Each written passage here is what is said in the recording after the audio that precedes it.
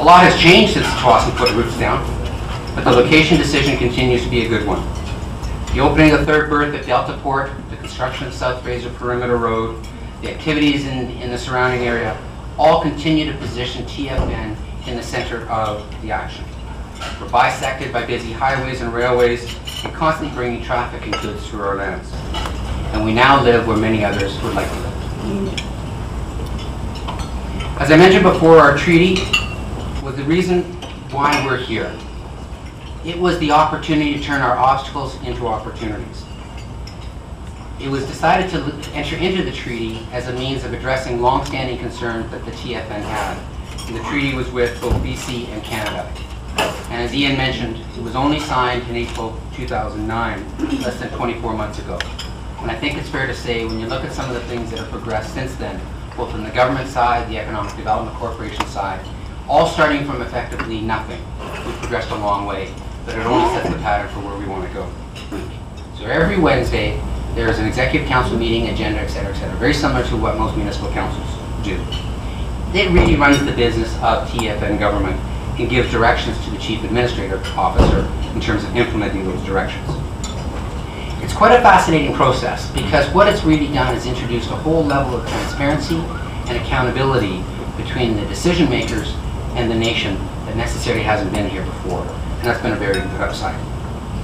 The real upside is, out of the treaty and out of this exercise, is we can do a handshake deal with anyone in this room and we don't have to go back to Ottawa to get them to bless it.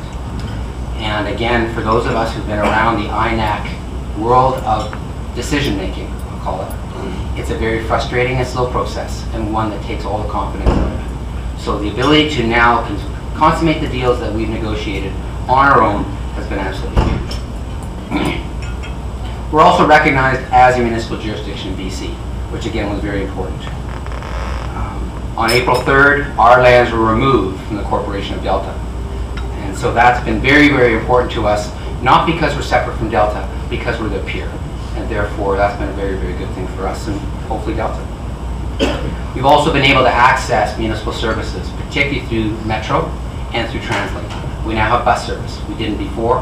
And more importantly, we're able to tap into Metro services, water and sewer, which allows us, again, to set out our future and then also make the connections necessary to support that from the development side.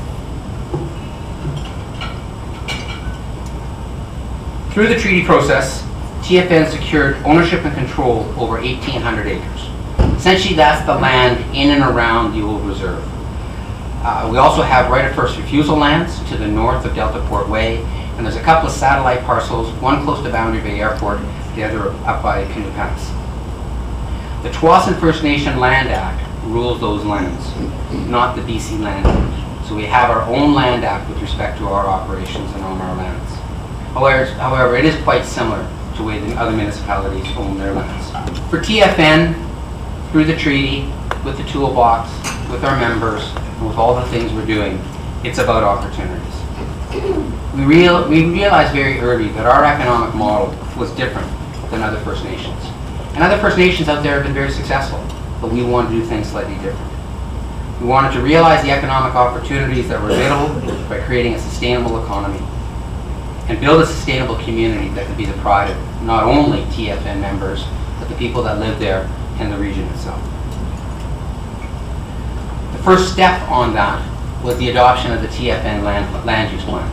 Now this was a document that was prepared by TFN for the members.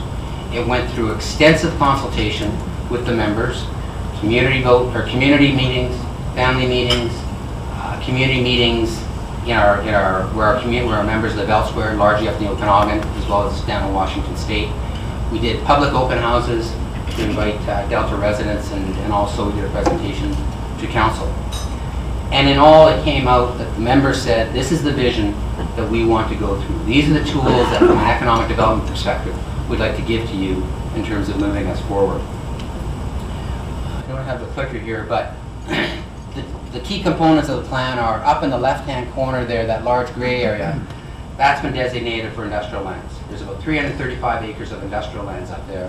It's very well situated. We happen to have Delta Port as one neighbor, the railways and the roads all running right past our front door. So that was a natural combination of improvements to put there. Down in the bottom corner, down in here, this is 175 acres of mixed use. It provides for commercial, hotel, is that working? We have 175 acres of agricultural land reserve, largely contained in this area here, as well as on the other side of Delta Port Way. And just to get your bearing, there's Delta Port Way, there's Highway 17, there's 52nd there. So, and then the remainder is a combination of residential and something that we've called the enterprise zone, which was kind of a zone that came up, was TFN special, where it came up to provide commercial and residential opportunities, but would not allow for industrial opportunities. It was something that really, the community really didn't know where it wanted to go when this plan came forward. So it was almost like a holding zone. The other thing that's very important is the tidal marsh here. Very important to TFN, very important to the region from both a social, cultural, and environmental perspective, and one that will be protected by throughout the development of the community. The industrial lands. 335 acres of dead flat land. Actually, I'm looking for an awful lot of fill material if anybody's got anything out there. Well located, and we have had an awful lot of support from Port Metro Vancouver, TSI, the railway companies, the trucking companies, and the logistics providers, because this particular location is wonderful for all of that. It's a wonderful facility to store containers, unload, reload containers, inspect containers, all the things that can provide the on-land activities that support Delta, particularly the Delta Port facility. And we can do it closer and quicker than anyone else. So there will be competition from Tilbury, there will be competition from Annacis, but we've got the shortest stray out there, other than the Inner Harbor. I don't think anybody wants to take the truck in the Inner Harbor anymore. I'll take Delta Port Way any day. But within a very short period of time, we've got almost $35 million worth of government investment in our community, right at the entrance point to our community.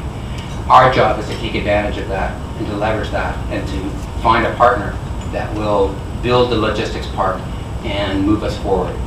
Right now, TFN doesn't have the capacity to do those sorts of things, particularly in terms of dealing with a very, very competitive and aggressive industrial land business. So we're out there trying to find a partner that will help us do that. That will not only pay for the land, but will also provide hiring and capacity opportunities for our members. Commercial development has largely been focused on Highway 17. You saw that 175 acres down by Highway 17 in the southeast corner. When we went to the nation in April, we asked permission to enter into a 49-year lease on a 100-acre development. We have been talking with a number of developers, but one in particular that has an awful lot of experience developing shopping centers and big box stores on other First Nations lands. Those are progressing very, very well, and we're hoping to be able to make an announcement pretty soon in terms of the next steps on those. It's a pretty interesting opportunity for us. It takes full advantage of the transportation services that are provided. It will mean we're going to have some discussions with Delta, which I look forward to, and then MOT, Ministry of Transportation, which I don't necessarily look forward to. But on the other hand, they are a partner and they're going to be very important on this. It allows for the opportunity to have a facility that is really not anywhere close, and therefore we believe that it's going to become a destination, and we look forward to bringing that forward. The residential lands, to me, are the real wonderful opportunity. I can't say enough how attractive this community is, and I've been very fortunate in terms of working in some pretty nice resort communities. But the ocean and all that it represents, and the panache that is there, and then with the tidal marsh, the pedestrian component of the project, all those sorts of things really provide for an opportunity to have a very, very unique and special residential community.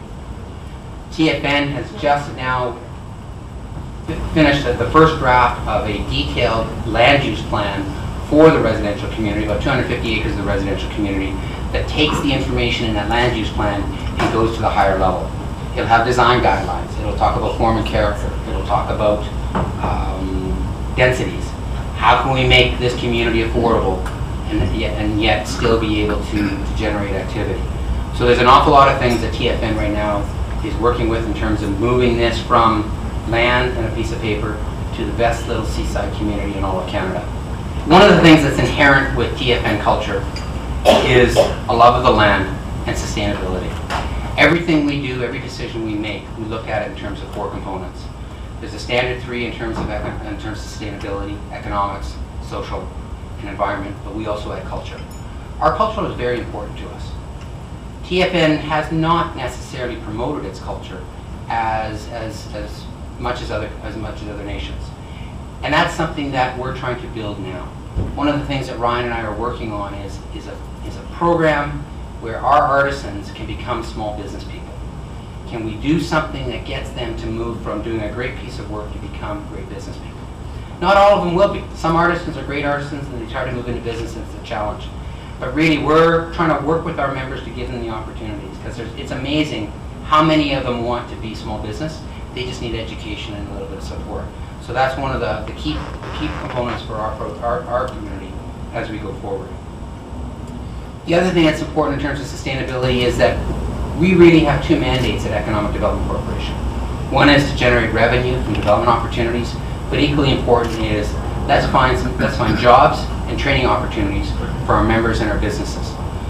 So every development project that comes in, we talk money, we talk opportunities. And it's a very interesting conversation, because we made it interesting, because the one thing that we've done is we've aligned ourselves with and actually created a skills training center down on our site. So we're actually bringing trained members to those employers, and they're just amazed in terms of the ability of our members to show initiative, get training, and then step up into real jobs.